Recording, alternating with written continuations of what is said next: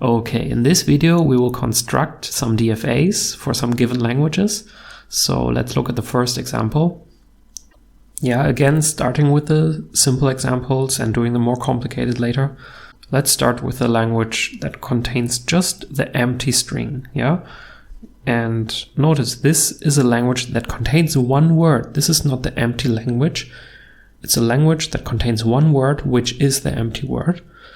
And I also specify the alphabet because, yeah, we need to specify the alphabet for a DFA when we construct a DFA. So the alphabet here should be A, B, C. And again, before I show the solution, I recommend that you just pause the video now, try to find the solution by yourself, and then you can check the solution later. Okay, so let's construct the DFA now. Well, it definitely needs a starting state. And this starting state should be accepting because the empty word should be accepted. Yeah, and the empty word, when the empty word is in the language, then the starting state has to be an accepting state. Okay, so far so good. And if we read any symbol now, doesn't matter actually which one, A, B, or C, we want to reject. So then we go into a new state that is rejecting. Yeah, so going into a new state with A or B or C. Well, and then we stay in this state forever because there are no other words that we want to accept. So if we've read one symbol, then we just stay in the rejecting state. Yeah, so we have a loop here with A, B, C. Yeah, and again, this is a DFA because from every state and for every symbol from the alphabet, in this case ABC, we have precisely one outgoing arrow. Okay, let's look at the next example.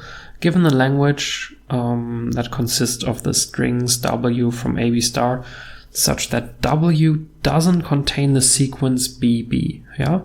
So is it clear what that means? Like, it doesn't contain the sequence BB, like two B's after another, yeah? So this is not an L, yeah? But if there's a B and then there's an A in between, that's okay, yeah? So this is in the language, yeah? So basically, we can have some A's, then one B is okay, then some A's again, one B is okay, then some A's, yeah? This will be in the language, but what is not, well, something like where we have two B's after another, yeah? That would be not in the language, but these two are in the language. Okay, so then try to construct a DFA for this language. Okay, what we definitely need is a starting state, of course, yeah? And then somehow we need to detect the sequence BB, yeah? And this consists of two symbols, yeah? So after we've read a B, we have to be alerted. We have to pay attention now, yeah? If there's another B, then we have to reject, yeah? So if we read a B, let's go into a new state to remember that we've just read a B. Yeah, we go into a new state with a B, and if we read another B now, then we want to reject. Yeah, so if we read another B, we go into another state, and this is rejecting, and well, these two are accepting. Yeah, and then let's look at this state. Well, this is a trash state again, yeah? If we've once discovered the sequence BB in our word, then we will definitely reject the word, whatever follows. So let's make this into a trash state. Okay, and then let's see which arrows are still missing. Well, these two states don't have outgoing A arrows yet. So let's think, where should the A arrow from this state go? This state means so far everything's fine, yeah? Like we have not even read a B as the last symbol. So like even if we read a B, we can read another one now. But what if we read an A now? Well, still everything's fine, yeah? We are not in danger with the next B to leave the language, yeah? So if we read an A, we just stay in this state, like this. And what happens if we are here and we read an A? Well, if we are here, that means we've just read a B. So there is this danger of the second B to leave the language, yeah? But if we read an A, this danger is gone again because then, well, if we go to here, read a B, and then we read an A again, the danger of reading the second B is far away again, yeah? Everything's fine again. So we can go back to this state. Yeah, so again, think of every state remembering some information about the word. This state remembers so far everything is fine, which means basically, well, either we've just started the word or that the last symbol that we've read was an A. This state remembers the last symbol that we've read was a B, and this state remembers we have read two B's in sequence somewhere and thus we want to reject. Okay, now let's take the time to think for a moment why this DFA really accept this language. Okay, the first thing we could do is to look at the examples. Yeah, we've written down some words like this: AAB, AAABA. It's in the language, so let's see what happens. A, B, A, B, A. So we land in this state, and in fact, this is accepting, and we wanted to accept. Yeah, we also want to accept BAB. So what happens if we read BAB? BAB. Yeah, we actually accept. And this word ABABBA, we want to reject because here's BB. So let's see what happens. A, B, A, B, B, A. So we actually reject. And the word just BB, let's see, BB, yes, we reject. Yeah, so from the examples, it seems like this DFA is correct, but let's think for a reason why it's really correct. Yeah, so there are always two directions to think of. Yeah, on the one hand, we have L, we have the language described here, and on the other hand, we have, well, the language recognized by this machine. That's called L of A, where A is this machine here, this automaton, and we want to show that these are equal, yeah, and this can be shown by showing two subset relations, like all the strings accepted by the automaton are actually in L, yeah, in this language, and all the strings in L are actually accepted by the automaton. This is basically two directions. And let's think this through just for this example now. So why are all the words that are accepted actually in the language? So we have to argue that if we land in this state or in this state in the end after reading the word, then the word didn't contain the sequence BB. Well, we can see this because if we land in either of these states in the end, yeah, then we know for sure that we have never visited this state in between. Yeah, we cannot visit this state and then come back somehow. Yeah, because there are no arrows from this state outgoing. Okay, so this means if we accept, then we have always been in these two states here. Yeah, and it's just not possible to stay in these two states and read BB. Yeah, like if you're in this state and read BB, you end up here. If you're in this state and you read BB, you'll also end up here. Yeah. So this shows that every word accepted by the automaton is also in L. Okay, and for the other direction, let's take a word that doesn't contain the sequence BB. We want to argue that it gets accepted. Well, if it doesn't contain the sequence BB, we cannot reach this state. Because to reach this state, we have to come from here, yeah, and this is by a B, yeah. But to reach this state, the only arrow pointing to here is also with a B, yeah. So the only way to reject is to read BB, yeah. So every word from L will be accepted, yeah. So this is just one example how you can argue that the language accepted or the language recognized by the automaton is actually the language that was given. Okay, let's look at the next example. The set of strings from AB star such that, yeah, they start with A or they end with B. So this is an OR condition, yeah. Either they start with A or they end with B or even both, yeah. So what are some words in the language? Well, A itself starts with A, yeah.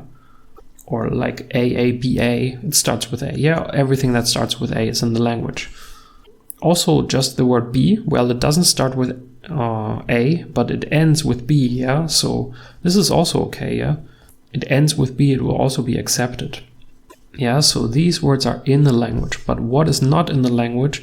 Well, a word is not in the language if it doesn't start with A and doesn't end with B. So basically it starts with B and ends with A, yeah, like this word BA. But there's another example that we should never forget, the empty word, yeah. The empty word doesn't start with A and doesn't end with B, yeah, because it doesn't have any symbols. So these are some words not in the language. Okay, now you can give it a try and find a DFA that recognizes this language. Okay, let's build our solution. Yeah, we start with the starting state, of course, and let's look at this condition first. If it starts with an A, then we can already accept, yeah? So if the first letter is an A, let's just accept. Yeah, and then we also don't care what symbols come after that, because the first letter was an A, so we accept, yeah? This condition is fulfilled, this OR condition is fulfilled as soon as one of them is fulfilled.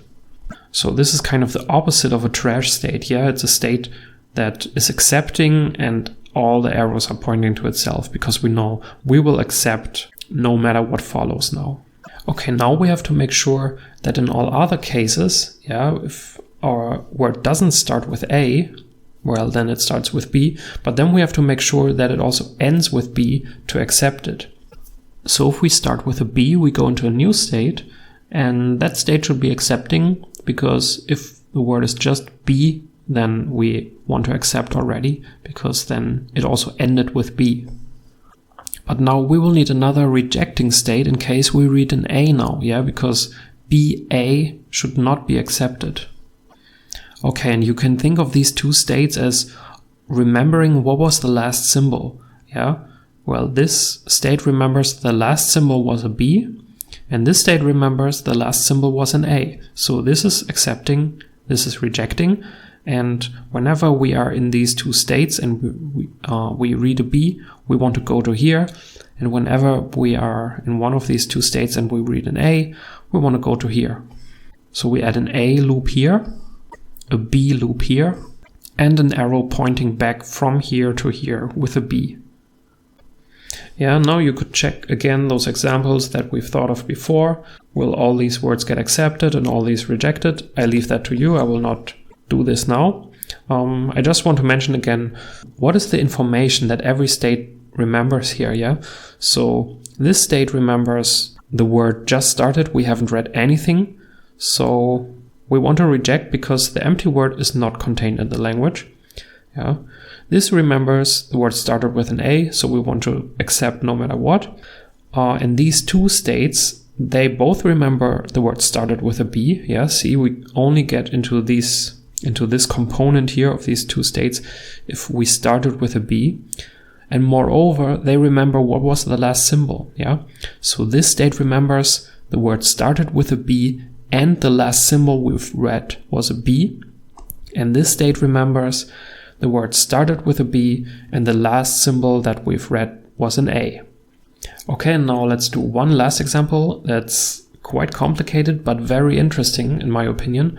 So if you haven't tried to do the other ones yourself, try to do this one yourself. You can learn a lot. So we want to accept the words of AB star again that have length at least 3 and such that the third last symbol of the word is a B. Yeah, so some examples. The word BAA should be accepted because the third last symbol, yeah, if you start counting from the end, 1, 2, 3, this is a B. And also this word, for example, ABA, BBBA should be accepted because if you look from the back, the 1, 2, 3, the third symbol is a B. Yeah, so these are examples for words in L. And this is an example for a word that's not in L, because if we count from the back 1, 2, 3, this is an A, so it's not a B, so it should not be accepted. And also this word BB should not be accepted because, well, we said that the word should have at least 3 symbols, yeah? So there we can actually say the third last symbol. There we can talk about the third last symbol. We just say all words that are accepted should have length at least 3. So this should be rejected. Okay, now take your time and try to figure out a DFA that recognizes this language. Okay, so without the right idea, this can be really difficult.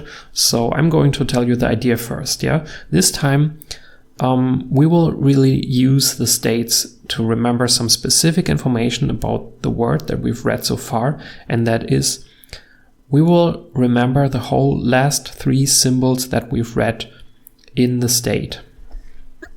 Yeah, so for example, we will one state that will remember that the last 3 symbols that we've read were A's. So the last what we've read was A, yeah? And I just write this in the circle now to visualize it. Yeah, it's nothing, it's no formal component of the automaton, yeah? Let's just say this is the name of the state now. And we will have such a state for every combination of 3 letters made of A and B. Yeah, so there are 8 different combinations, 8 different words of length 3.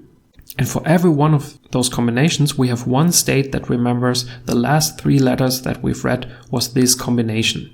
Okay, now, but what is the starting state? What are the accepting states? And how are the transitions? Well, let's start with the accepting states. That's easy. We want to accept whenever the 3rd last symbol was a B. Well, we remember all the 3 last symbols, yeah, and we can just look which are the state that remember that the 3rd last symbol was a B. That's all the combinations where the first here is a B.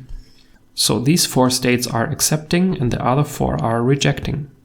And how are the transitions? Well, let's look at an example. Yeah, so here's just one word, and let's say we are just in the middle somewhere, yeah. We've just read this A here, yeah. So far we've read A, B, B, B, A, yeah. So right now we are remembering B, B, A were the last 3 symbols. So we are in this state here right now, yeah. And now we read a B, yeah. So then we will forget this B and we will remember this B instead. So now these are the 3 letters that we are remembering, yeah? So that means from BBA, from this state, if we read a B, the new combination that we have to remember is BAB. Yeah, so that means there's a B arrow from here to here, yeah? Just imagine BBA, we put the B on the end here, yeah? Then we have BBAB, and then we forget the first B. Then we have BAB, so that's what we remember now, yeah? And maybe one more, so if we have BAB and we read an A, and we shift this block to the right here, so now we have to remember ABA. So that means the A arrow from here goes to here. And now we can just go ahead and add all the transitions to this automaton. Yeah, so then it looks like this. Quite complicated, so many arrows. You should just take your time and verify all these arrows.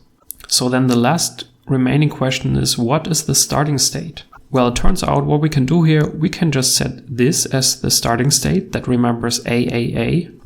Because basically, well, if the last 3 symbols were AAA, or if we just started the word, is basically the same case. Yeah, we are just looking for a B at the 3rd last position. Yeah, and if we've read only A's, or if we have read nothing so far, it's basically the same situation. Yeah. Also, take your time to think why this actually makes sense. Yeah, and as you see, this simple looking language required already 8 states. Yeah, just the 3rd last symbol is a B. Yeah, required 8 states. You can actually prove that 8 states here is the minimal number of states that you need for a DFA. There is no DFA with less states that recognizes this language. And quite soon we will learn about a method that we can actually prove those kinds of statements, yeah, that there is no DFA with a smaller number of states. A very interesting topic. The topic of minimal DFAs, that is. Yeah, but this topic has to wait a little because earlier we will do non-determinism. That's the topic of the next video.